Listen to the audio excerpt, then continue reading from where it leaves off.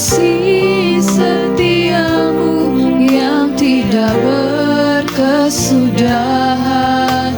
Tetes air matamu sungguh kau yang pedulikan, hanya kau yang mengerti diriku. Tangan setiamu, tangan setiamu tuntun sepanjang perjalanan, melewati jurang gunung tinggi pencobaan. Dengan nasihatmu engkau ajarku mengerti, semua ini bawaku ke rumah Bapa. Aku ada ini, sambil kita bangkit berdiri.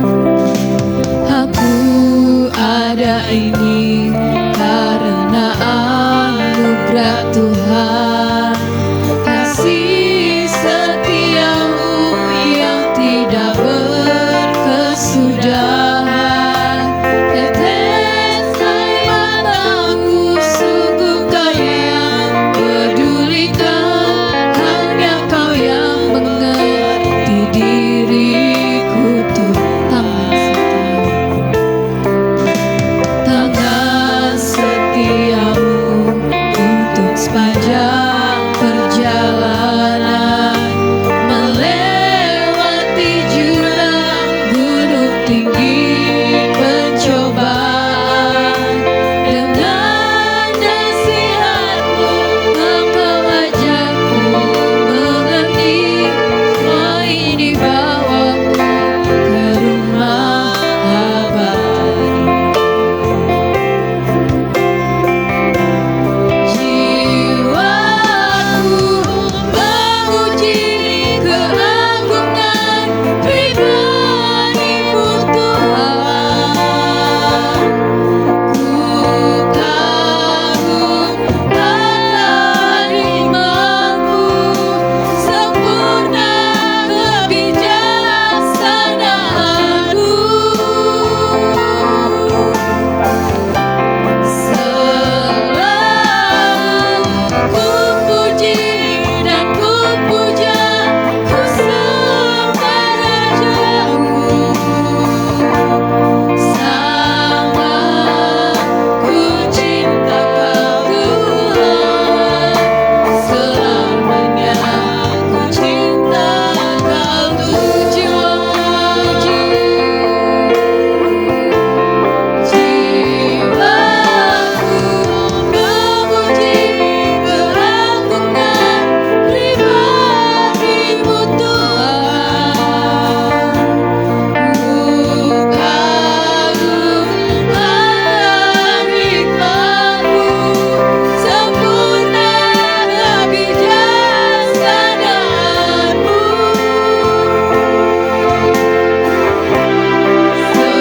Selalu ku puji dan ku puja, ku sembah Raja-Ku. Sangat ku cinta Kau Tuhan, selamanya ku cinta Kau Tuhan.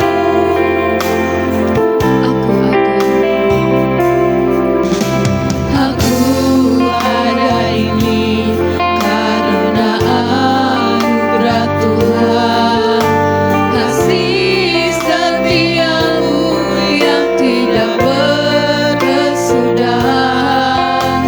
Tetes air matamu sungguh Kau yang pedulikan, hanya Kau yang mengerti diriku. Tuhan, tangan setiamu tuntun sepanjang perjalanan, melewati jurang gunung tinggi pencobaan. Dengan nasihat-Mu engkau ajarku mengerti, semua ini bawaku ke rumah abadi.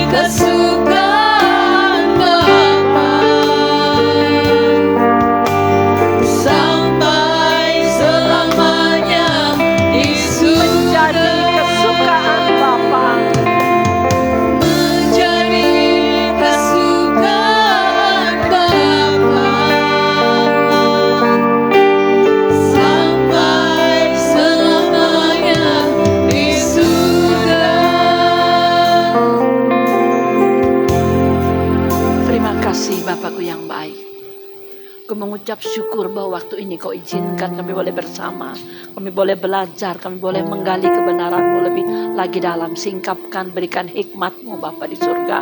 Mampukan kami tunduk dan mengerti, dan bukakan wawasan kami dalam sudut pandangnya lebih lagi dalam Bapa di surga.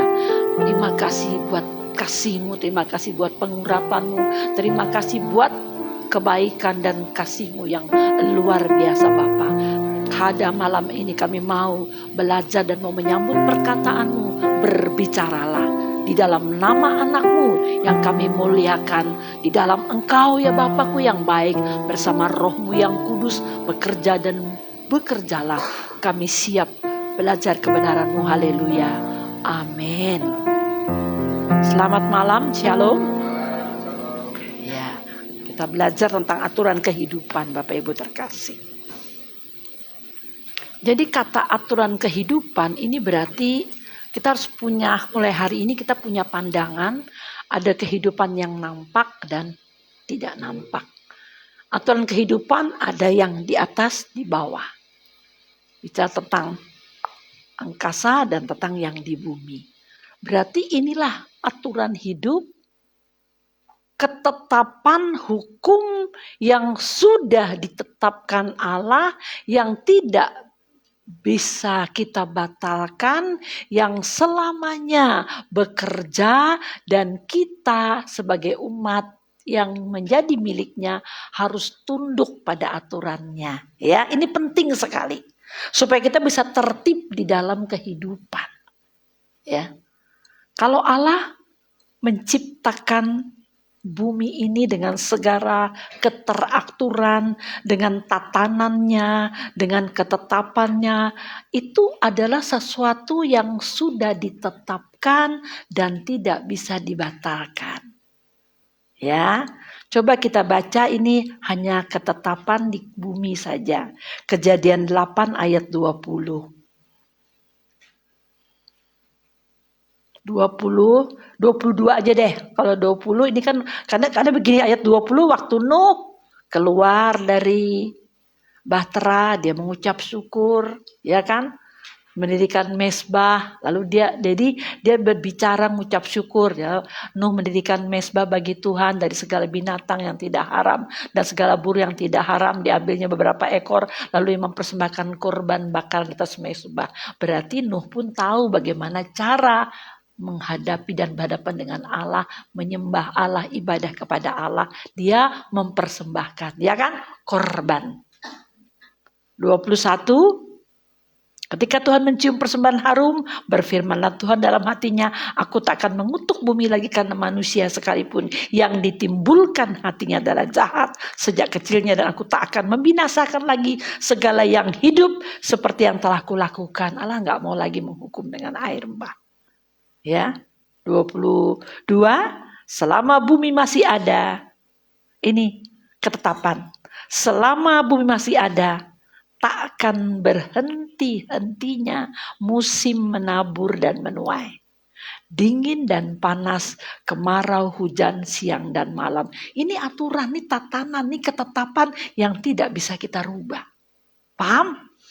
Waktu Allah menetapkan musim, aturan atas bumi ini, apapun yang lakukan manusia yang cenderung jahat, aku tak akan mengubah tatanan dan ketetapanku. Kalau Allah berbicara atas bumi ini, berarti di angkasa raya yang banyak miliatan, itu juga dalam aturannya Bapak Ibu terkasih. Ini hukum alam semesta. Nanti kita merujuk pada hukum kerohanian. Dan semua ini sudah ada ketetapan yang tidak bisa dibatalkan. Sebagai orang percaya, kita harus tunduk pada aturan dan tatanan ini. Coba sekarang, kalau kita merusak alam, rusaknya alam kita jadi korban nggak? Nah, karena kita melanggar aturan alam. Ada konsekuensinya, bukan tuh Allah yang jahat. Jadi Allah mengatur segala sesuatu di bumi ini, semua ada aturan dan tatanannya. Makanya kita harus menyadari Bapak Ibu terkasih, ya. Ada hukum spiritual dan hukum, ya, juga atau hukum metafisika itu, atau hukum fisik atau ilmiah, hukum alam. Itu semua bekerja dan kita harus taat dan tunduk pada aturan itu. Kalau kita tidak, kita sendiri akan dihantam oleh keadaan. Misalnya kita manusia tuh harus makan, minum yang bersih. Kalau kita makan kotor, sakit siapa yang salah? Kita yang melanggar aturan. Jadi disinilah dimunculkan kesadaran sebagai manusia, bukan saja kita hanya hidup rohani dalam aturan rohani, dan bagaimana juga kita berinteraksi dengan alam dan aturannya, hingga kita bisa selaras, Bapak Ibu terkasih. Sebenarnya ini yang diinginkan Allah, ya. Jadi alam itu sudah punya aturannya, ya. Saya ada hukum gravitasi, elektromagnetis, tentang muatan atom kan yang magnet, lalu ada nuklir, banyak hukum-hukum alam semesta, Bapak Ibu terkasih, ya. Lalu ada banyak ini hukum atau yang ada di alam ini, belum lagi hukum Archimedes, hukum Weyl, hukum Dalton, hukum apa lagi banyak kan? Itu semua tentang keadaan alam yang diciptakan Allah, diatur oleh hukum dan tatanannya. Nah, ya. Nangkap ya? Nah, jadi kita harus memahami ini dulu, Bapak Ibu terkasih. Lalu bagaimana waktu Allah menciptakan langit? Ada juga aturannya. Ya. Kita Kejadian 1 dan 2 kita baca. Bagaimana Allah menetapkan. Ya, coba aja kita juga baca Yeremia 33 ayat 25. Saya belum baca nih ayat Yeremia 33, ya. Coba kita baca.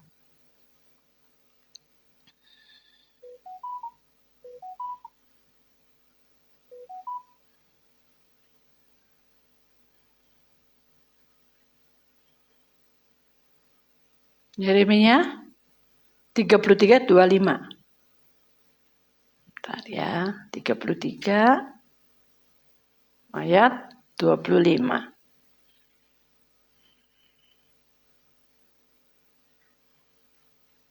Tuhan berkata, jika perjanjianku siang dan malam tidak berlanjut dan aku tidak membuat hukum untuk langit dan bumi, mungkin aku meninggalkan orang itu.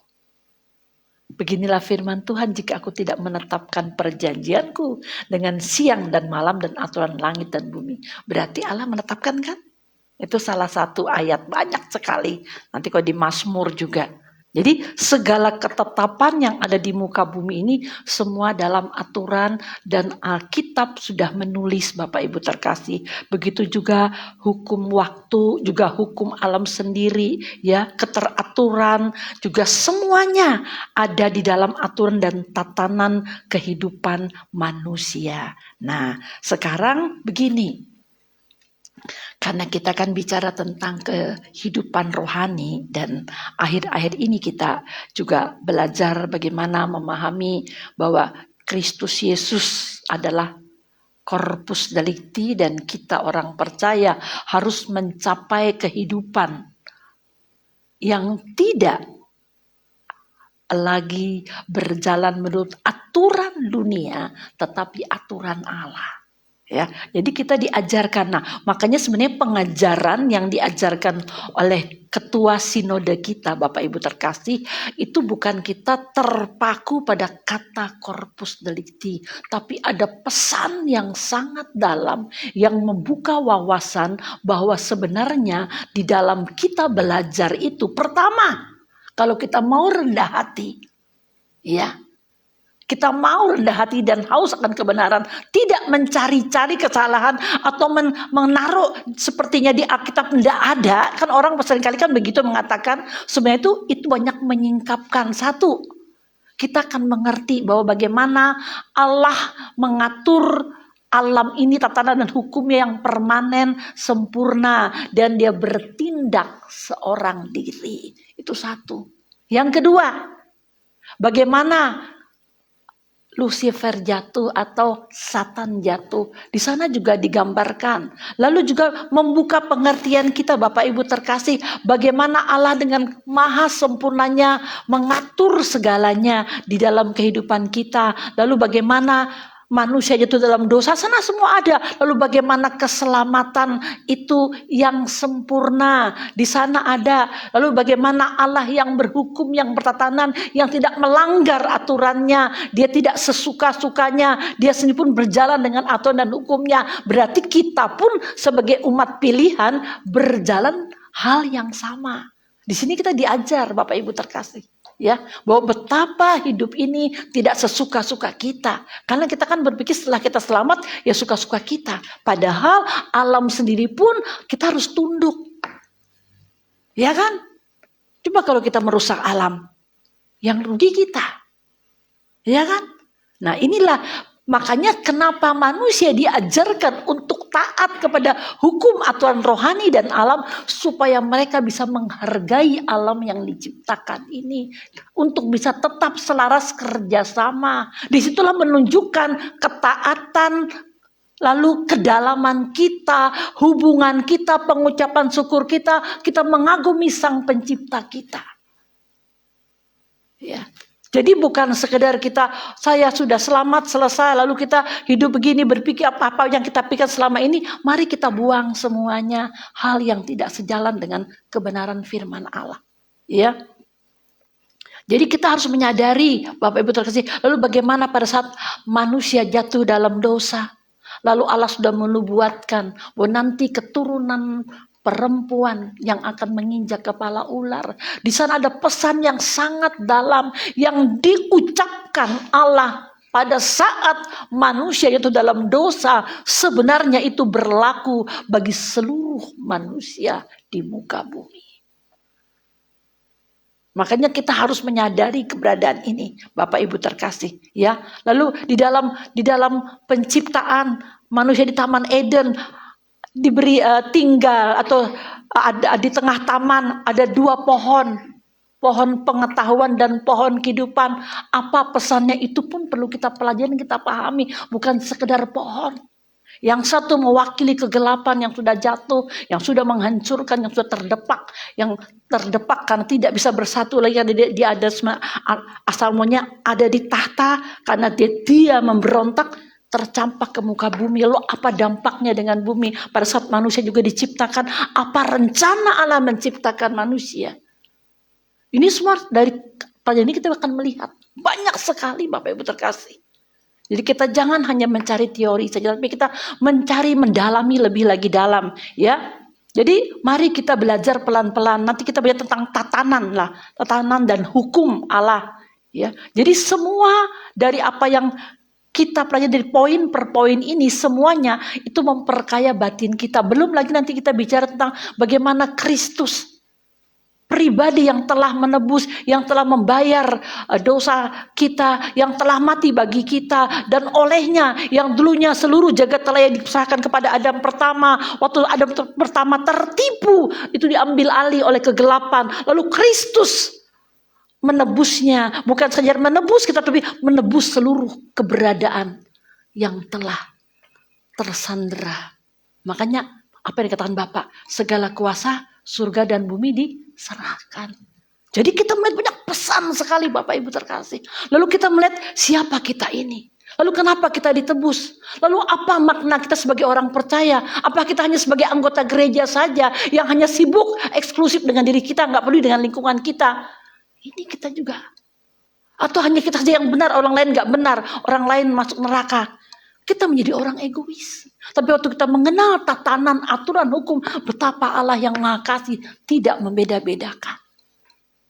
Allah yang Maha Baik itu tidak beda-bedakan.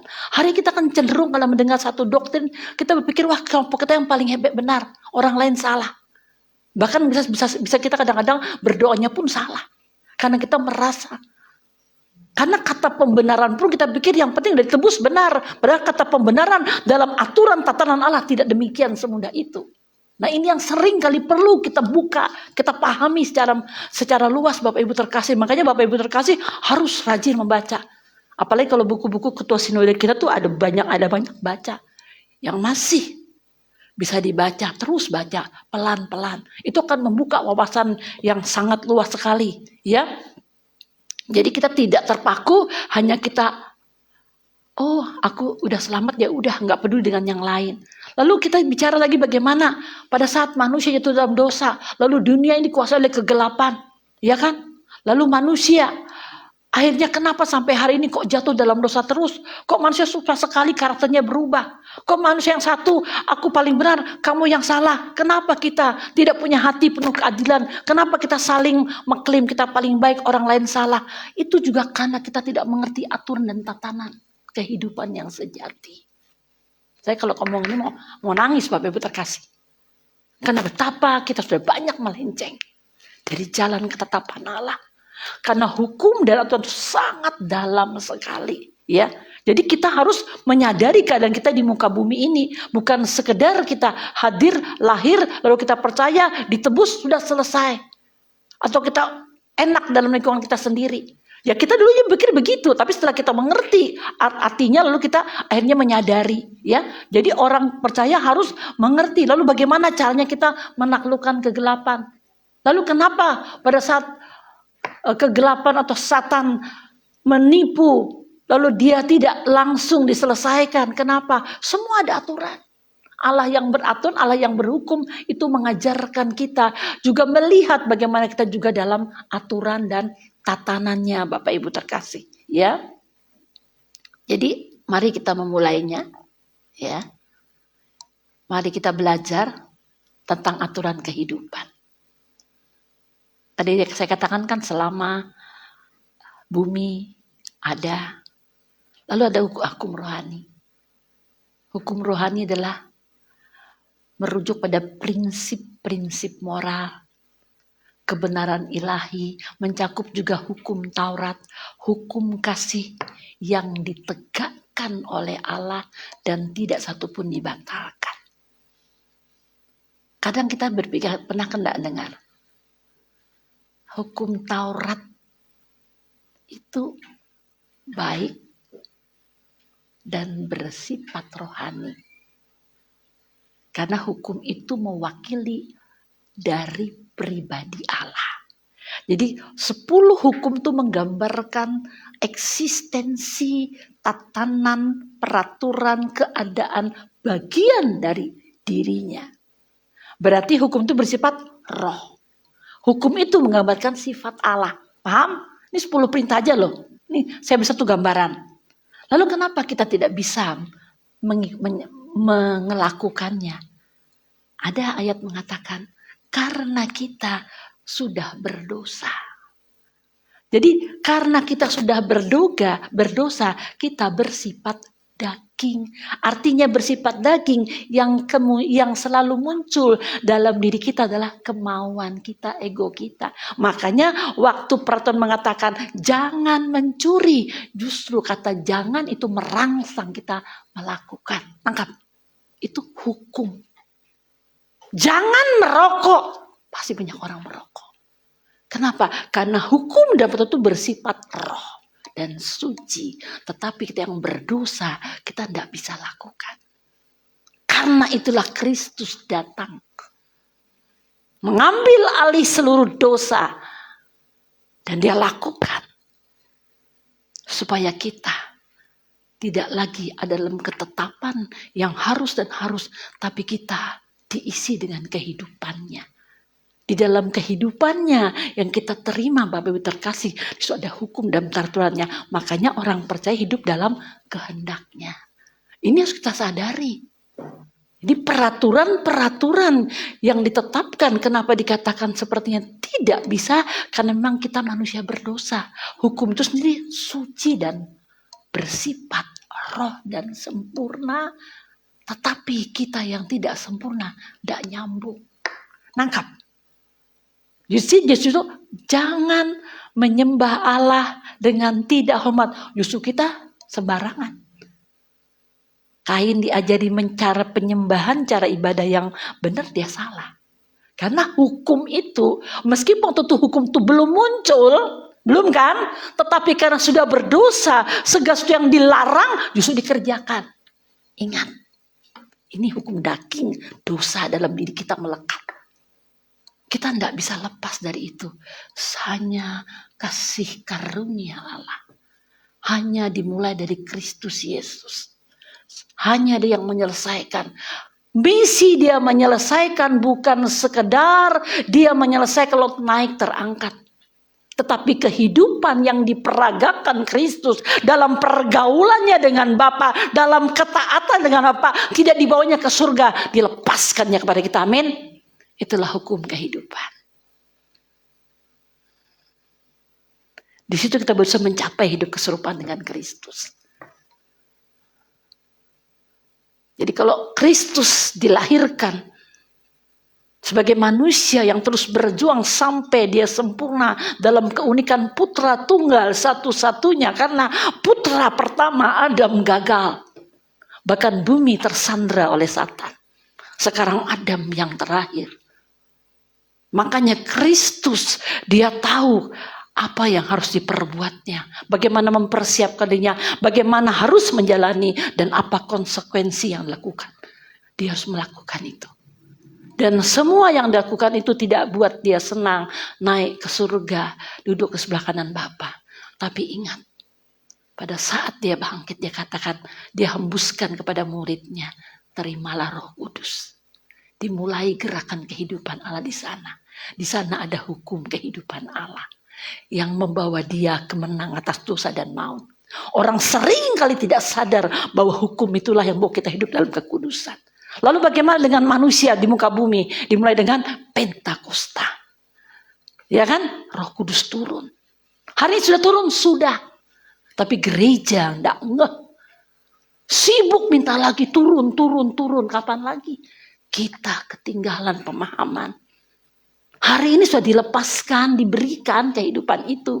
Tapi kita gak nangkap. Karena kita tidak berjalan dalam aturan dan tatanan Allah. Ini ketetapan Bapak Ibu terkasih. Jangan kan banyak doktrin. Tunggu nanti Roh Kudus akan turun. Padahal Roh Kudus sudah turun. Sudah memberikan semuanya. Sudah selesai. Aku udah bangkit. Kamu yang berjuang. Gereja yang berjuang. Makanya gereja lahir dari apa? Gereja lahir karena kebangkitan Kristus. Ini sadari, ini Alkitab yang saya katakan. Baca aja nanti Alkitab. Jadi di sini kita menyadari Bapak Ibu terkasih. Kalau kita tidak mau taat dengan hukum alam, dengan hukum yang nyata saja kita tidak taat, bagaimana dengan hukum yang tidak nyata? Kecil, jangan buang sampah di jalan deh. Oh enggak apa-apa. Bagaimana kita bisa taat dengan hukum yang tidak nampak, kalau yang nampak saja kau langgar? Itu gambaran diri kita. Kita harus sadar ini. Kita masih hidup bisa berdalih. Tapi yang sudah menutup mata bertemu dengan Dia, kita nggak bisa menghindari. Ada banyak orang menganggap sepele aturan dan hukum Allah. Karena selama ini kita dininabobokan oleh doktrin. Mengatakan bahwa kita sudah selamat, selesai, diberkati. Please. Dan otak kita sudah, pikiran kita sudah dikuasainya. Kita mengucap syukur dengan Gereja Suara Kebenaran. Ketua Sinode kita. Banyak sekali bahan-bahan yang dia singkapkan. Yang sering kali kita tidak teliti membaca. Tidak mendengarkan dengan teliti. Ada banyak poin-poin. Dasar-dasarnya untuk menyingkapkan kebenaran. Makanya perlu kita punya hati. Bapak Ibu terkasih. Punya hati dengan Allah. Punya hati dengan kebenaran. Ya, makanya kita seringkali tidak bisa mendengar, memahami dengan dalam karena kita tidak memahami. Saya kembali pada hukum rohani, ya. Jadi hukum itu rohani karena yang punyanya roh, ya kan? Jadi tidak nampak. Sementara kita menjadi manusia yang rohani juga, dan kita ada juga yang jasmani. Jasmani kita sudah menjadi fana. Justru yang fana ini merongrong kita. Ya kan? Jadi ini, ya, Kristus Yesus mencontohkan kehidupan itu, ya. Jadi Bapak Ibu terkasih, ya, saya kembali lagi katakan bahwa hukum rohani dan fakta-fakta kehidupan rohani, ya, untuk kehidupan jasmani kita juga, dan kehidupan kita untuk selaras dengan alam dan dengan kebenarannya. Jadi orang yang hidup di dalam aturan dan tatanan Allah, karena di sini saya bilang, saya katakan hukum kehidupan itu kalau dikenakan dalam diri kita, kalau saya umpamakan gimana ya? Misalnya di dalam ya kayak laptop misalnya. Di laptop itu kan banyak sekali aplikasi-aplikasi yang membantu kita. Nah, misalnya ada satu aplikasi yang begitu membantu kita bagaimana membuat, salah satunya misalnya pembukuan dengan praktis sistem pengeluaran yang biasa. Lalu bagaimana kita mengatur, lalu kita akhirnya dapat kita pencet langsung keluar. Oh, ini pengeluaran saya, oh ini. Ya, ini umpamanya, ini kecil. Saya walaupun enggak paham itu, cuman saya memberikan satu gambar tentang aplikasi itu. Nah, arti saya mau memasukkan begini, pada saat kita percaya dan hidup serius sungguh-sungguh di dalam Tuhan, kehidupan Allah itu bukan kita tahu di luar saja. Bukan kita tahu di luar saja, tapi kita kenakan di dalam. Paham?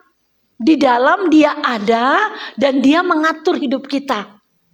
Kehidupan itulah yang membuat Kristus mencapai kesempurnaan yang dikenan Bapa.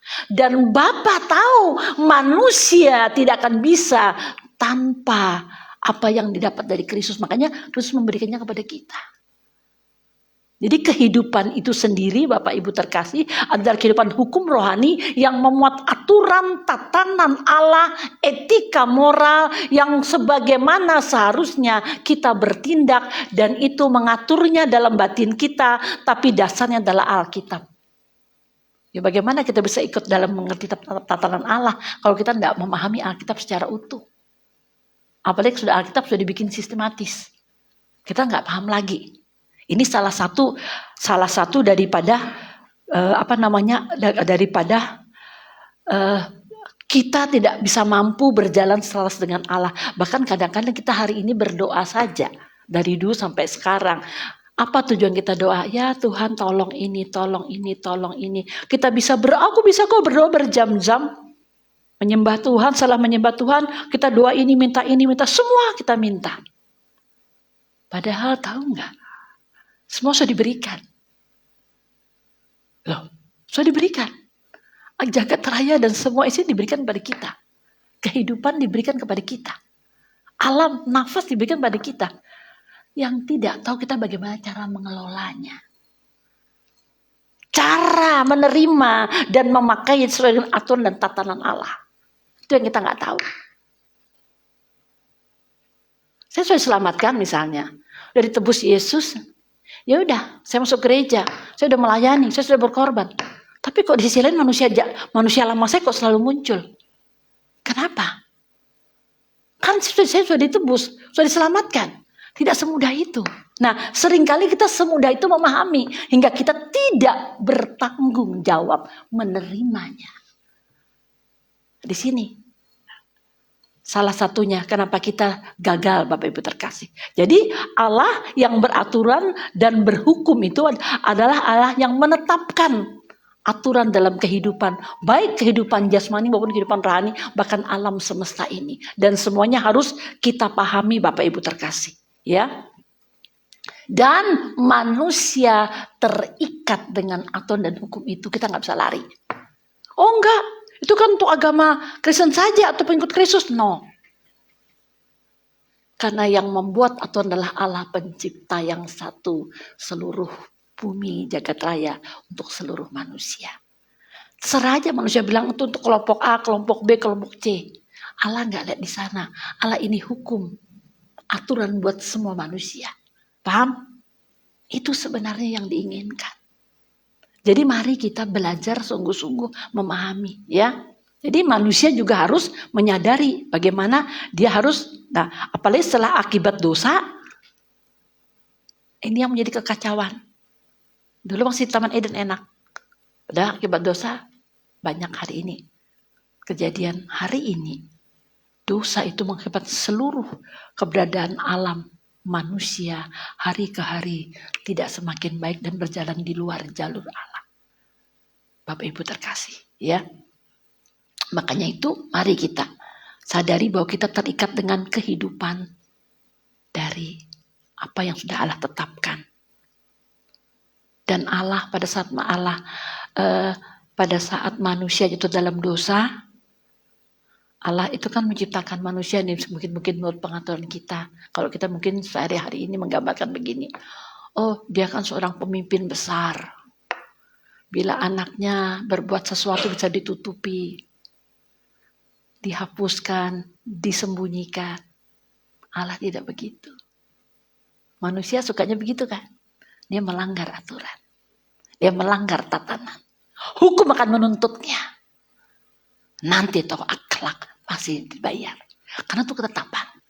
Makanya pada saat Adam dan Hawa berbuat dosa, terusir di Taman Eden, itulah keadilan dan kebijaksanaan Allah. Lalu manusia semakin rusak, makin terpengaruh oleh keadaan dunia, tapi Allah tidak meninggalkan. Dia merancangkan sesuatu rencana. Tapi karena sudah terlanjur dikuasai oleh kegelapan, sistem bumi ini dikuasai oleh kegelapan. Makanya step by step Allah menyelesaikannya. Jadi penciptaan manusia dalam hati Allah sebenarnya bukan sekedar manusia diciptakan menurut rupa dan gambarnya saja. Tetapi manusia mencapai kesempurnaan. Sehingga dalam kesempurnaannya tidak ada satu manusia pun yang terhasut oleh iblis. Dan setelah itu manusia mengakhiri kegelapan, mengakhiri Satan dan antek-anteknya. Itu tujuannya. Tapi enggak kan Adam pertama jatuh. Kristus yang datang. Manusia juga. Tapi manusia satu-satunya yang sudah Allah rancangkan jauh sebelumnya sesuai dengan aturan, hukum, dan tatanannya. Karena kalau Allah yang bertatanan berhadapan dengan kegelapan, dengan setan, diam saja Allah karena dia punya penuh kuasa, dia bisa arogan langsung habisi, dia melanggar aturan kebijaksanaannya. Kalau saya umpamakan, setan ngomong, aku tidak mengganggu Bapak kok. Aku mengganggu ciptaanmu manusia. Makanya kenapa antara kita manusia dan Satan itu ada saling hubungannya. Kenapa Allah berjalan dengan tatanannya? Tidak melanggar. Karena kalau dia melanggar, kegelapan komplit. Yang kedua, Allah melanggar keadilannya. Makanya step by step. Datangnya Kristus. Itu semua pun tatanan keadilannya. Maka kenapa Kristus harus mati tersalib? Harus menyerahkan nyawanya. Kenapa dia harus benar? Sesuai dengan aturan dan tatanan. Anak domba muda tidak bercela sebagai korban sembelihan. Karena yang berdosa manusia, yang mengorban juga harus manusia. Aturannya pas. Paham? Kalau kita melihat di sini, betapa luar biasanya Allah. Dan semua bukan kebetulan, semua dalam tatanan dan aturannya.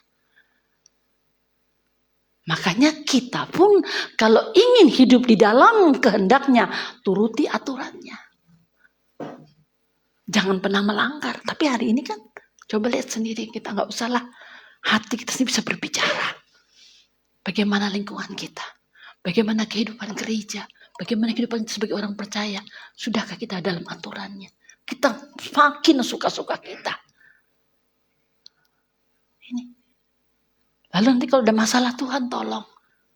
Tuhan katakan aku tak tahu kenapa engkau lakukan, aku sudah atur. Jadi semua hukum dan aturan yang diatur itu semua bisa berjalan selaras, Bapak Ibu terkasih. Coba saya katakan tadi kalau alam ini dirusak, dia akan yang menjadi korban juga manusia. Lalu orang bilang, wow, ini hukuman. Hukumannya bukan karena Allah yang murka, tapi kita yang tidak menjaga aturan alam yang semestinya dipelihara sesuai dengan apa yang Allah aturkan, kita langgar. Akhirnya kembali kepada kita. Begitu juga hukum-hukum rohani. mengalami hal yang sama. Jadi disinilah Bapak Ibu terkasih menyadari betapa kita sebagai orang percaya harus berjalan dalam ketetapan. Dan Bapak Ibu terkasih, ketetapan itu tertuang dalam batin kita. Kita yang sudah lahir baru, yang sudah ditebus, yang mengenal kebenaran, kenakan firman itu. Jadikan firman bukan untuk orang lain, tapi untuk diri kita dulu. Amin. Jangan tuding orang lain, tapi kenakan ke kita. Setelah kita dibersihkan, baru kita bisa berbicara. Orang seringkali kan firman buat orang lain. Itu bukan buat saya, ya. Itu buat tetangga saya. Karena dia begini-begini, saya enggak. Kita enggak bisa. Kenakan. Karena diberikan kepada kita. Berarti kita yang mengenakan. Jadi aturannya harus kita ikuti, Bapak Ibu terkasih. Ya, jadi mari kita belajar taat dan tunduk pada kebenarannya, ya. Dan pada saat saya katakan waktu Allah mengusir Adam dan Hawa, lalu dia semakin sepertinya ditinggalkan, dia tidak meninggalkan. Tapi karena dia sudah tidak lagi tinggal dalam aturannya, hidupnya kacau balau. Tapi toh dia tidak meninggalkan kita, dia memberikan penebus. Nah, hari ini justru yang sangat malang, kita yang sudah ditebus, yang sudah menerima kebenaran, justru kita masih hidup pola lama. Ini yang sangat mengerikan. Ini yang seringkali kita tidak menyadari. Karena kita pikir jadi Kristen, sudah diselamat ya sudah. Nama diganti ya udah. Sudah melayani, sudah habis-habisan ya sudah. Itu. Kita hanya memenuhi hukum yang di luar. Tapi hukum yang di dalam mengatur jiwa, karakter kita, mengatur manusia batinnya kita lupa. Sebenarnya itu perlu kita kenakan. Hukum itu dalam diri kita, aturan itu. Yang saya katakan hukum, Bapak Ibu terkasih, ini adalah ketetapan firman Allah yang harus kita kenakan dalam diri kita dan kita lakukan. Amin. Jadi bukan hukum peraturan manusia. Ada dua hukum. Satu tentang ketetapan Allah, dan ketetapan Allah larang-larang ini tidak boleh. Itu hukum yang untuk jasmani, tapi ada hukum batin, ya, hukum rohani. Nah, bila Bapak Ibu terkasih berjalan dalam aturan itu, Anda akan bisa berjalan bersama Allah. Mudah-mudahan nangkap apa yang saya katakan. Terlalu banyak dan dalam. Bapak Ibu terkasih, saya nggak tahu dari mana memulainya. Tapi inilah yang harus kita sadari, ya. Jadi Allah pun sendiri tidak suka-sukanya, ya, tidak dia sembarangan. Kita jadi dia tidak akan mungkin berjalan di luar aturannya, Bapak Ibu terkasih. Makanya Allah adalah sumber segala keteraturan, Bapak Yahweh kita. Bukan kekacauan. Dia adalah pribadi yang penuh dengan keadilan. Punya aturan. Mencerminkan sifat-sifatnya terkoordinir semuanya. Begitu kita menjadi hidup dalam aturan, kita pun akan rapi dan terkoordinir, nggak lagi liar, ya, nggak lagi kita liar. Coba kita baca di dalam sebentar ya, kita cari dulu kitab ulang Imamat dulu, kitab Imamat dulu kita cari contohnya, kitab Imamat.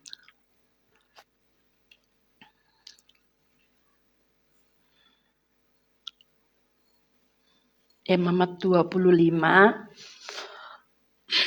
ayat 18. Ingatlah akan hukum dan peraturanku. Ya kan? Taatilah itu maka kamu hidup dengan selamat di negerimu.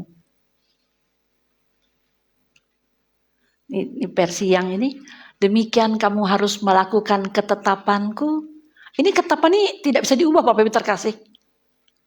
Dilakukan dan berpegang pada peraturanku serta melakukannya, maka kamu akan diam di tanahmu dengan aman tentram. Oh, itu kan perjanjian lama. Kan dari satu pun hukum yang dibatalkan. Ketetapan dan hukum Allah tidak ada yang dibatalkan. Kalau kita sudah ditebus dan dimiliki oleh Allah, pakai ada hukum itu? Pakai dong, karena itu yang punya Bapa di surga. Kata tanah hatimu. Ya kan? Kamu akan tentram, batinmu tidak akan penuh dengan dosa karena kau melanggar. Kalau batinmu terus merongrong melanggar peraturan, kamu tidak tenang. Bisa kita katakan dengan hukum rohani. Apabila kamu melanggar peraturan yang tertulis, peraturan pemerintah, peraturan hukum Allah, kamu melanggar prinsip 10 perintah Allah, kamu juga nggak tentram. Kalau kamu melanggar hukum aturan dunia, yang saya ini hukum dikatakan saya ditulis di sana jangan buang sampah, kita buang sampah, kita sudah melanggar aturan, paham? Jadi itulah ketetapan. Jadi mari kita menjadi orang yang cerdas. Bumi ini butuh orang yang demikian. Kesaksian bukan sekedar kita, oh aku jadi Kristen, no. Bagaimana orang berjalan dengan aturan dan tatanan Allah. Dan itu yang seringkali orang menolak, Bapak Ibu terkasih. Karena kita jalan yang sepi, orang gak peduli, gak dinilai. Tapi itu yang Allah inginkan buat kita. Ya.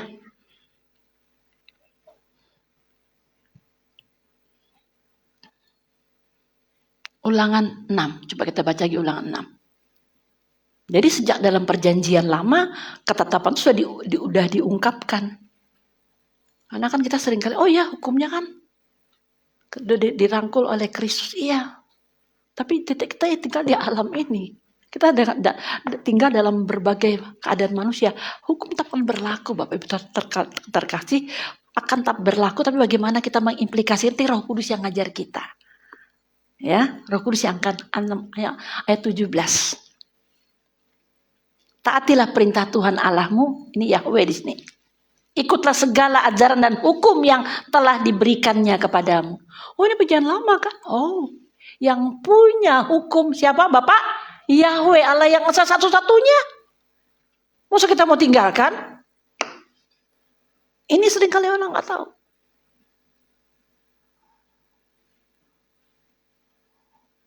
Ya, jadi mari kita kembali pada batin kita. Ya, kalau kita misalnya berbuat sesuatu dalam hati, Bapak Ibu terkasih, ngomong sesuatu, dan kita punya Roh Kudus, Roh Kudus bilang, kamu tadi salah. Percaya itu dia tegur kita. Amin. Belajar peka. Jangan tunggu dituduh orang, lu jangan tunggu dituduh baru kita sadar. Kalau Roh Kudus dia bilang, kamu salah, ampun Bapak di surga. Penting. Ini kalau kita mau melatih batin kita begitu caranya. Kalau kita mau ikut peraturan dan kehendaknya, ya. Roma 13, kita kembali pada Roma 13 ayat 2, Bapak Ibu terkasih.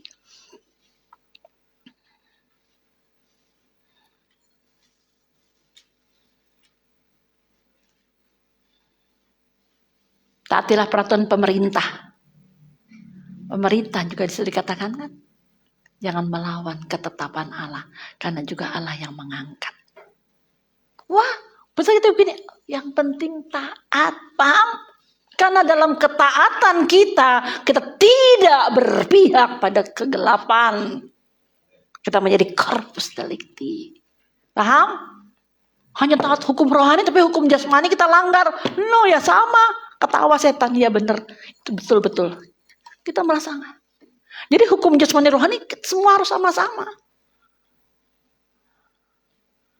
Pelihara alam ini, jangan rusak. Ya udah, itu kita lakukan. Sebab barang siapa melawan pemerintah, yang melawan ketetapan Allah. Siapa melakukan mendatangkan hukuman atas dirinya. Ingat Bapak Ibu terkasih, yang kita langgar ketetapan Allah, tetapi saat kita melakukannya, kita berpihak pada kegelapan. Kita nggak jadi corpus delicti. Kita berpihak pada dosa. Gagal. Iblis ngomong, nah ini milik saya lagi. Satu lagi. Besok satu lagi. Makanya kenapa Tuhan belum datang? Belum tergenapi orang yang... Karena di sisi lain dia baik, di sisi lain tetap begini. Paham? Terlihat kudus banget. Tapi hatinya penuh dengan keborokan. Terlihat pemurah banget. Mulutnya menggosip. Masih di sana. Jadi maka mari aturan itu sungguh keluar dari hati kita. Jangan kita menuding orang tak milih kita dulu. Saya katakan ini tidak enak Bapak Ibu terkasih. Saya juga belajar dengan keadaan ini. Kalau saya ngomong, kalau saya nggak lakukan. Allah yang pertama kali ngomong dengan saya. Kamu jangan ngomong doang. Paling sakit Bapak Ibu terkasih, bila kita tidak berbuat jahat, dikatakan jahat. Kamu penzina, tapi kita nggak berzina, enak nggak? Kamu mencuri, tapi kita nggak mencuri, enak nggak? Nangis kita Bapak Ibu terkasih. Tapi siapa yang percaya? Tapi kita disuruh menjalani itu. Jadi maka batin ini harus benar-benar lurus. Gak boleh kita punya hati yang sirik dan jahat. Percuma kita ibadah. Allah melihat, kegelapan juga melihat. Dia mengincar. Wah, ini dia milik Allah. Paling bagus pelayanannya udah. Tapi setan ketawa, gak apa-apa. Dia milik saya kok. Kenapa? Dia baru korupsi tadi. Orang aja gak tahu. Ketawa setan. Ya kan? Ini real yang saya katakan. Oh gak apa-apa, dia setia kok dalam keluarganya. Oh gak tahu, baru kemarin dia SMS-an ke setan. Dengan orang seberang. Omongnya kotor lagi. Siapa yang tahu? Ingat, Allah itu melihat semuanya. Aturan dan tatanan hukum jangan dilanggar. Bila kita ingin mencapai seperti apa yang Yesus lakukan. Kita sering terjebak dengan perdebatan kata, perdebatan bahasa, perdebatan macam-macam. Tapi tidak menangkap pesannya. Ini yang sering kali. Yang coba lihat di media sosial. Saling menuding, menyakiti. Gak enak Bapak Ibu terkasih. Orang tidak sesat dibilang sesat tuh gak enak. Ya kan? Tapi mau apa kita diam? Karena orang tidak ada di alam areal itu. Mau apa? Butuh waktu membuktikannya. Jadi mari kita sungguh-sungguh ya, taati apapun enggak kita peduli. Hukum adalah sifat Allah. Peraturan adalah mewakili pribadinya.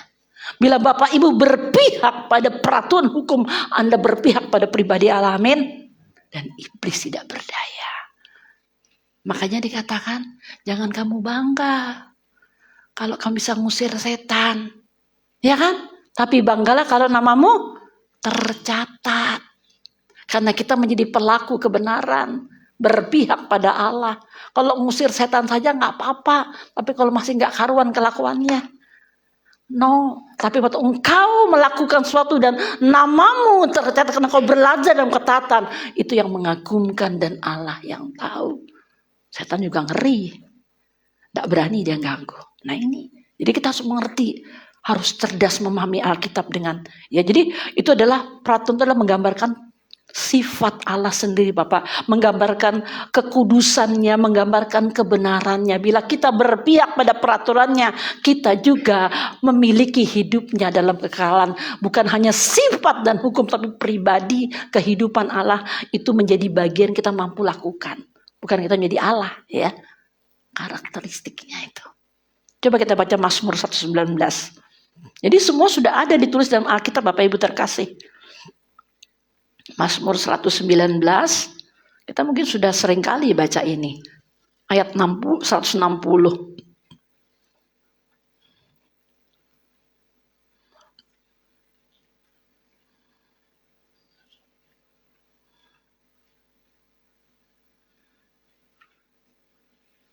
Semua firman-Mu dapat dipercayai. Sedasar firman adalah kebenaran. Segala hukum-hukum-Mu yang adil adalah untuk selama-lama. Bersifat kekal. Ini punya lama loh. Ya, kita seringkali lupanya di sana. Kita tidak mengelola tatanan dengan Allah. Kan salah satunya yang kita juga kayak belajar tentang hukum gravitasi bumi. Itu hukum dan ketetapan bila benda jatuh pasti ke bawah. Nggak ada yang melayang. Kalau dia melayang, dia melanggar, itu bukan ketetapan. Dan dia bekerja otomatis Bapak Ibu terkasih. Sama kalau kita menerima kehidupan Allah. Bapak Ibu sudah membuang semua manusia lama kita. Lalu kita mengenal hidup Allah. Hukum kehidupan itu bekerja dalam diri kita. Waktu kita mau berbuat dosa. Mau saja hukum itu bicara. Jangan. No, abaikan. Paham? Kita akan berjalan dalam kudusan. Ya kan? Hari ini kita kan seringkali diajar bertahap, harus begini, harus begini, harus begini. Itu hanya bisa sementara menguasai hasrat diri dan daging. Tapi yang Allah berikan bukan hanya menahan kekuatan untuk tidak berbuat dosa, untuk melanggar hawa nafsu, tapi bagaimana kehidupan Allah kita kenakan hingga dia menjadi hukum dan peraturan dalam diri kita. Amin. Itu yang Allah inginkan umat perjanjian baru. Makanya kita bisa akan mencapai hidup serupa Kristus. Lebih daripada yang lama. Tapi aturan tetap kita pakai, ya. Bilangan 17 ayat 7. Ini mengembalikan supaya kita tahu bahwa sejak dahulu kala memang sudah demikian. Karena seringkali kan udah lama, itu kan perjanjian lama Pak, jadi nggak ada lagi. Yang baru ya baru aja. Nah inilah kesalahan. Peraturan dan hukum tidak akan berubah selamanya.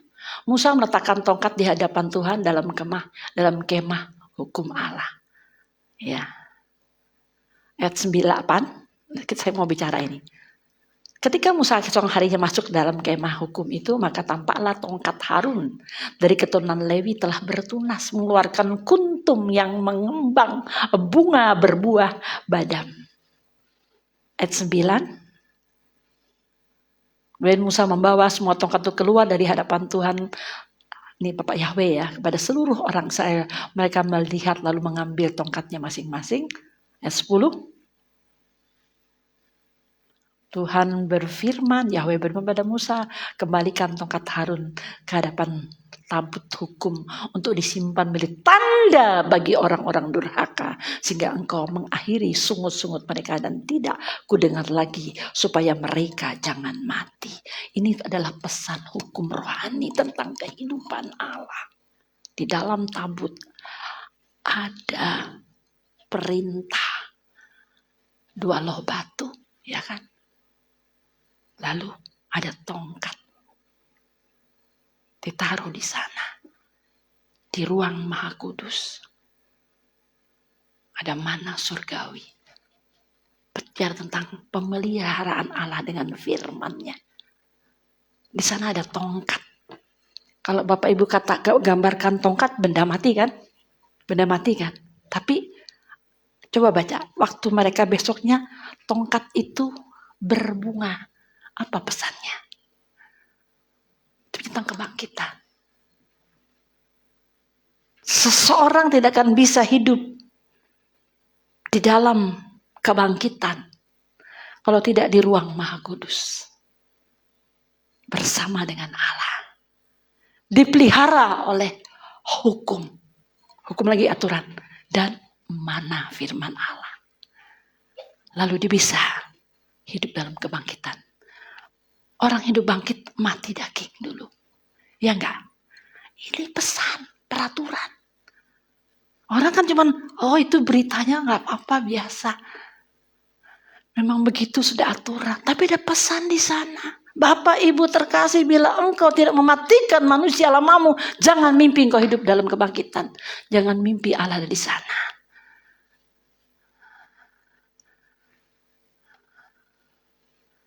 Nanti kalau sudah hidup dalam kebangkitan nggak ada lagi sungut-sungut. Makanya kenapa mereka bersungut-sungut? Karena yang mereka kan makanan. Pikiran mereka hanya makan. Kepuasan, keinginan diri, hasrat diri. Dan itu rangsangan dari iblis supaya kita melakukannya. Supaya kita nggak jadi corpus delicti. Dirangsang terus. Tapi kita harus mematikan. Taat pada hukum. Dengarkan firman Allah. Kamu tidak bisa 2 loh batu menggambarkan tentang hukum dan peraturan tatanan Allah. Seluruh jagat raya termasuk hukum rohani. Ini ya. Jadi itulah tentang sifat Allah. Dan ini ketetapan, tidak bisa. Tidak bisa. Ya. Jadi sesuai demi kalau tentang penciptaan sudah ya. Nah, lalu kenapa Allah yang roh, Bapa segala roh, menciptakan roh manusia? Ini juga aturan. Dia tidak tinggal dalam fisik daging yang berdosa dan fana. Dia tinggal dengan roh kita. Amin. Ini hukum ketetapan. Berarti setiap orang percaya yang sudah ditebus, dia harus hidup dalam pimpinan roh, mengakhiri manusia lamanya. Jangan pernah lagi jadi si jahat. Jangan berpihak pada kegelapan. Jangan berpihak pada pohon pengetahuan. Jangan berpihak pada ego diri. Jangan menjadi manusia fana. Berpindahlah pada kehidupan Allah. Itu pesannya. Itu ketetapannya. Jadi firman yang kita baca, kita pahami cuman gitu, tapi kita nggak pernah meresapi, nggak pernah mendalaminya, nggak pernah memaknainya. Makanya nggak goal mencapai kehidupan. Ya, kita paling pantang ini, pantang itu, semua kita tahan. Tapi kita tidak bisa menghidupkannya. Makanya kayak saya katakan kemarin itu kan Roma 8, 1 dan 2 dan terus selanjutnya itu memimpin kita hidup. Disitulah kegerakan. Di kitab Galatia ada, di kitab Efesus juga ada. Tentang roh dan kehidupan. Kehidupan Allah. Yohanes juga tentang firman adalah roh dan kehidupan. Perkataan Allah. Spirit Allah, ada kehidupan Allah di sana. Jadi firman itu bukan sekedar kita baca, kita hafal, enggak. Renungkan apa maknanya. Ya. Dan kita harus sadar bahwa itulah keberadaan. Jadi Allah ingin hadir dalam diri kita, itu juga aturan tatanan. Enggak bisa dibatalin, enggak. Jadi, saya sudah dibenarkan, saya sudah punya Roh Kudus, enggak perlu lahir baru. Saya tidak perlu percaya Yesus. Saya sudah kudus kok pasti masuk surga. No, kita melanggar aturan. Ya, sebenarnya pesan Alkitab ini yang diberikan oleh Bapa satu-satunya pada semua manusia, hendaknya manusia menerimanya. Tapi lihat betapa cerdik dan liciknya si jahat. Dia memecah belah pola percaya dan iman manusia hingga terbelah-belah konsep tentang Allah. Ini juga pekerjaan kegelapan, Bapak Ibu terkasih. Harus disadari itu. Ya. Ada yang berpikir, nggak ada tuh berjalan dalam roh. Wong kita masih daging kok mana bisa. Nah itulah. Karena manusia nggak mengerti. Tapi ketetapannya nggak apa, nggak tahu. Apalagi dia mau melakukannya. Orang Kristennya belum tentu tahu. Makanya ada banyak orang berbuat sesuatu, melakukan segala sesuatu, berkorban apapun demi supaya Allah berkenan. No, Anda melanggar aturan. Tidak akan. Hukumnya tadi harus di dalam pimpinan roh, dagingmu diakhiri, berjalan dalam hukumnya, nikmati mana, hidup dalam kebangkitan, baru bersama-sama. Amin. Kristus melewati itu. Melewati salib. Kematian, penderitaan. Mati. Wah, iblis tepuk tangan. Lihat, mati dia. Tapi dia nggak tahu.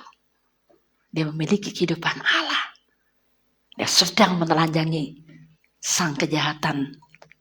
Selama 3 hari, dia sedang mengobok-obok alam maut.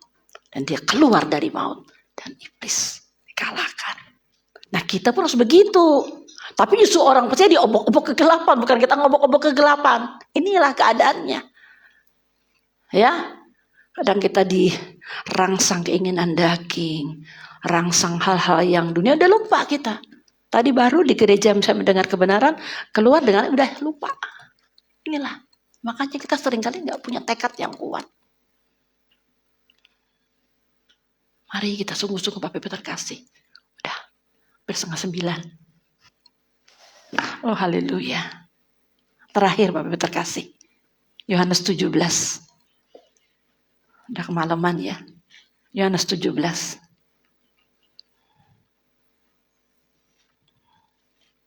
Doa Yesus ini.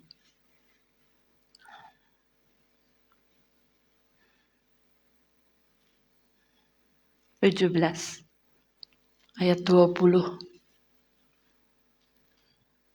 23. Dan bukan untuk mereka saja aku berdoa, tapi juga untuk orang-orang yang percaya kepadaku oleh pemberitaan mereka. 21. Supaya mereka semua menjadi satu, sama seperti engkau, ya Bapa, di dalam aku dan aku dalam engkau. Ini pun disalahi kan? Kalau menganggap Yesus Allah kan? Padahal kesatuan tadi yang di ruang Maha Kudus tadi. Hidup dalam kebangkitan. Roh dan roh menyatu. Ini ada sudah aturan dalam perjanjian lama udah dibuka tapi nggak ngerti kita, dilanggar, buat doktrin. Itu kan Yesus Allah, lihat dia turun Bapaknya. Gagal kita kan, ketawa setan. Agar mereka dalam kita, supaya dunia percaya bahwa engkau lah yang telah mengutus aku. Nggak pernah dia mengatakan, dia diutus. Ya, 22. Dan aku telah memberikan kepada mereka kemuliaan yang kau berikan kepadaku. Supaya mereka menjadi satu sama seperti kita. Segala sesuatu yang kudapat dari Bapa. Seluruh kehidupan, pemuliaan, hidup apapun ku berikan. Artinya waktu dia bilang tadi itu bangkit, nanti dia bangkit kan, setelah bangkit dia berikan, lepaskan kehidupan Allah itu kepada kita lewat Roh Kudus. 23 terakhir Bapak Ibu terkasih, atau kita akhiri. Aku dalam mereka dan engkau dalam aku, supaya mereka sempurna menjadi satu. Itu kesatuan roh Bapak Ibu terkasih. Agar dunia tahu bahwa engkau yang telah mengutus aku dan bahwa engkau mengasihi mereka sama seperti engkau mengasihi aku. Ini juga aturan. Kalau kita ingin bersatu dengan Allah dalam tingkat rohani yang sudah diselesaikan. Ya. Oleh karena itu, itulah doa Tuhan Yesus sampai hari ini. Dia tidak ingin satu orang pun binasa. Kesatuan adalah kesatuan kita dalam tujuan, dalam pengertian, dalam karakter, bagaimana kita hidup mencapai keserupaan seperti putra tunggalnya. Untuk itulah aku diutus. Aku bukan sekedar diutus menjadi penebus, pendamai, tapi aku menjadi teladan hidup. Lebih-lebih aku memberikan kehidupan yang Bapa berikan selama aku hidup bergaul dengan Bapa. Dan aku menerimanya oleh anugerah kebaikan. Dan aku menjalankannya dengan sempurna sampai aku bangkit. Tidak aku bawa, tapi aku serahkan kepada manusia. Amin. Supaya kita mencapainya. Tuhan memberkati. Ya. Banyak lagi Bapak Ibu terkasih. Terima kasih Bapak di surga. Hamba terbatas dalam kata-kata. Tapi biarlah rohmu berbicara lebih lagi dalam. Dengan setiap kami, dengan kapasitas kami. Lindungi kami dari rancangan dan tipu muslihat iblis. Yang membuat kami tidak akan melakukan yang jahat lagi Bapa. Supaya kami tidak lagi berbuat jahat. Tidak lagi berpihak pada kegelapan. Tidak akan lagi berpihak pada kegelapan. Tapi sepenuhnya berpihak padamu. Taklukkan hati ini, roh ini, jiwa ini kepadamu Bapa. Berkati kami, jemaatmu di tempat ini. Bapak yang berbicara, Bapak yang menolong kami. Kami tidak mampu tanpamu. Terima kasih Bapak. Terima kasih kuat dan teguhkan kami. Berikan kami kecerdasan. Buat rasa laparkan kebenaran. Membuat kami terus mencari Engkau. Dan menemukan Engkau sampai kami sempurna. Amin. Di kolong langit aku milik, dan di surga kau rasa harum jiwaku.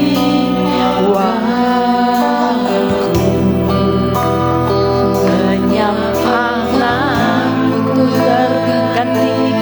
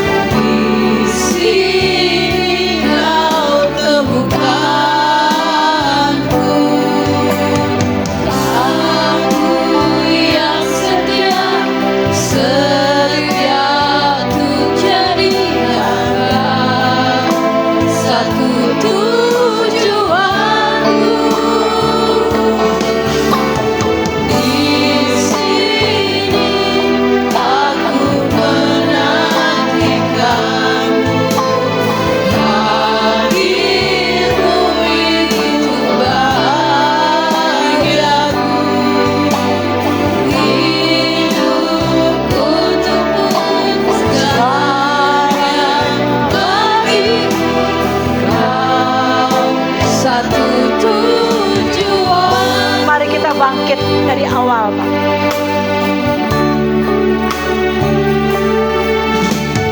Di kolong langit aku milikmu, dan di surga terasa harum jiwaku,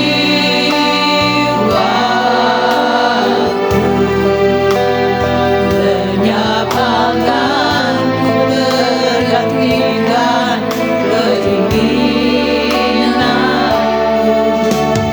Di batas waktu ku habiskan untuk senangkanmu, engkau kan mengenalku.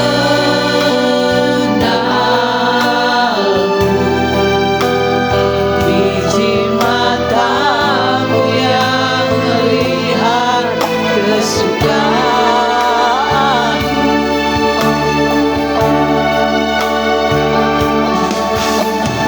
Di sini aku mengasihimu, di sini kau temukanku. Aku yang setia untuk jadikan kau satu tujuanku. Di sini aku menantikanmu, hadirmu itu bahagiaku. Hidup untukmu segalanya, bagimu kau satu tujuanku. Hidup untukmu, hidup untukmu segalanya, bagimu kau satu tujuanku. Angkat aku ya Tuhan, angkat aku ya Tuhan, di dalam kemuliaan berjalan bersamamu setiap waktu. Benar Bapa di surga, selalu bercakap-cakap, dalam hukum menetap, oh tinggal di dalamku. Ku tinggal di dalam. Angkat aku ya Tuhan, angkat aku ya Tuhan, di dalam kemuliaan berjalan bersamamu setiap waktu. Selalu bercakap-cakap, dalam hukum menetap, kau tinggal di dalamku. Ku tinggal di dalamku, harus tinggalkan semua. Ku harus tinggalkan semua.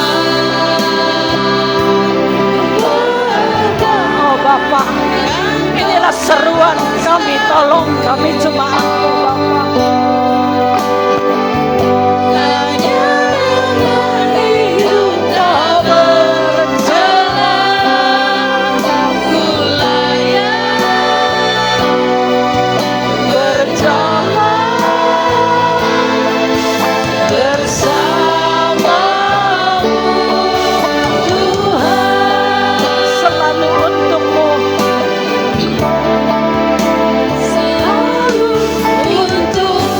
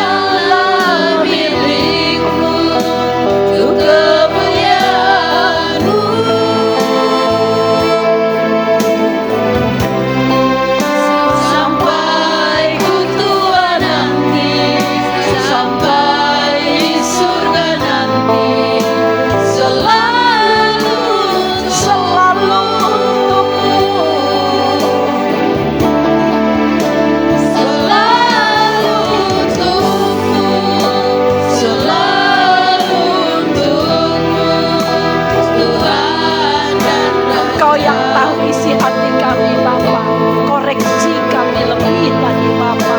Semua yang ku perbuat, pagi siang dan malam, selalu untuk Jagai hati kami ya Bapa. segenap hidupku adalah milikmu, untuk kemuliaan-Mu.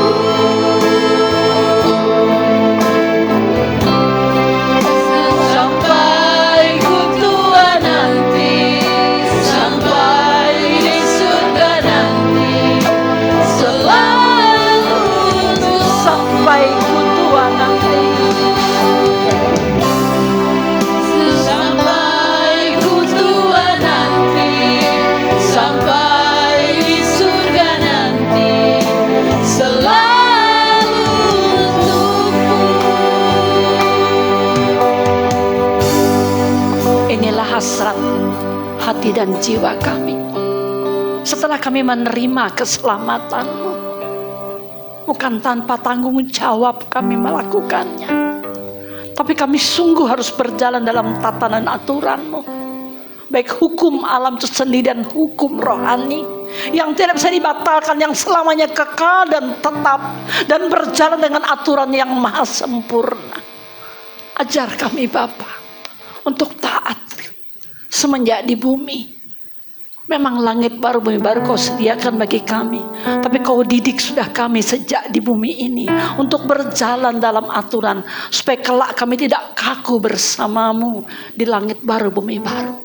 Bapa, tolong kami umat-Mu, tolong setiap kami Bapa, curahkan roh hikmat dan wahyu, berikan kami kerendahan hati itu boleh belajar dan dididik Bapa di surga. Bila Kau menegur kami, biarlah kami boleh mau taat dan sadar akan segalanya Bapa di surga. Bila kami kurang paham, berikan kami pemahaman yang lebih lagi dalam Bapa. Bila kami meragukan, berikan kami tetap untuk percaya, singkapkan lebih lagi dalam Bapa di surga. Karena kami memang memerlukan Engkau secara utuh, baik segala firman dan ketetapan-Mu. Engkau yang kami muliakan Bapa. Terima kasih buat waktu ini, terima kasih buat kehadiran-Mu, terima kasih buat pengurapan-Mu, terima kasih buat rahmat kebaikan-Mu yang tak terhingga atas setiap kami dan keluarga jemaat-Mu di GSKI Bentok, dan setiap kami yang rutin dan rajin mendengarkan dan merenungkan firman-Mu. Biarlah berkat-berkat Bapa melimpah atas kami. Engkau pasti memberkati pekerjaan usaha kami, tanah ladang kami, semua pasti Kau berkati, bahkan kehidupan keluarga besar kami, anak, cucu, suami, istri, dan semua dimanapun mereka berada terpelihara dari segala hal yang jahat. Mereka dipeliharakan Bapa, jauhkan dari hal-hal yang jahat. Senantiasa keturunan kami dimanapun mereka berada dalam penyertaan dan perlindungan-Mu. Sungguh kami bangga punya-Mu Bapa. Kami akan pulang ke rumah masing-masing, sertai kami. Perjalanan kami dalam penyertaan Bapa, damai sejahtera melimpah atas hidup dan rumah tangga kami. Biarlah kasih sayang dan kebaikan Bapa Yahweh bersama Anak dan Roh Kudus menjadi bagian kami hari ini sampai selama-lamanya. Dan kami percaya berkat itu sudah kami terima. Haleluya, amin. Tuhan memberkati.